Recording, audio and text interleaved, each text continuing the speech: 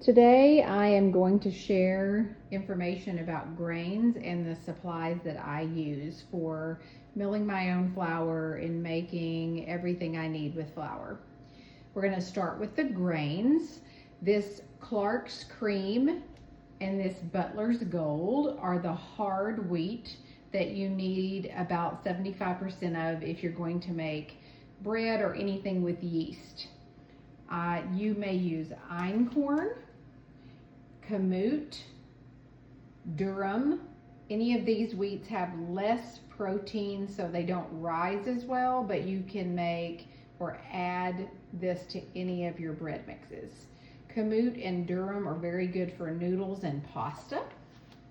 And then Sonora is my favorite soft wheat. So any type of baking like muffins or breads, quick breads like banana bread, brownies, cookies, etc. That was where you would use your soft wheat.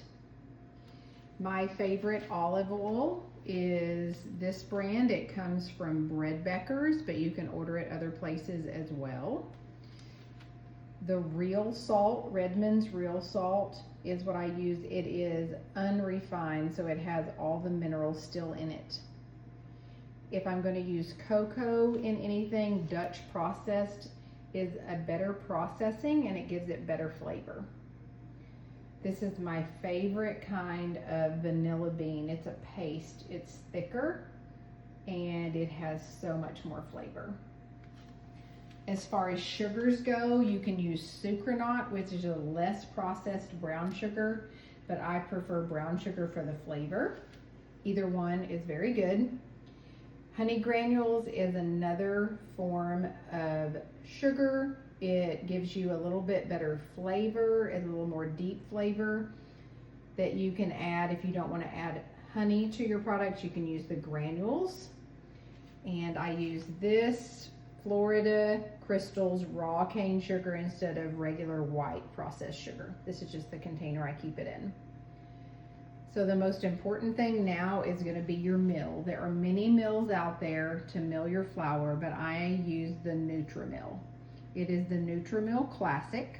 All you do is you add those grains that we looked at earlier into the top and you turn it on anywhere from a very fine setting all to a very coarse setting, depending on what you're going to do with it, which you can learn about later. And then it's going to mill your flour down into the bottom. And then the mixer I use is the Zacme. I've used KitchenAid mixers and I've used the Ankestrom, but I prefer the Zacme the best. It's about middle of the road pricing and it does a great job. This is the 8.4 quart, so it's the biggest one they make. Then I have a scale that I measure most of my things in grams. You can get those on Amazon or Walmart, anywhere. And then I keep my recipes in a 3-ring binder, just printed out is the way I like to do it. Some people just put it in the notes on their phone.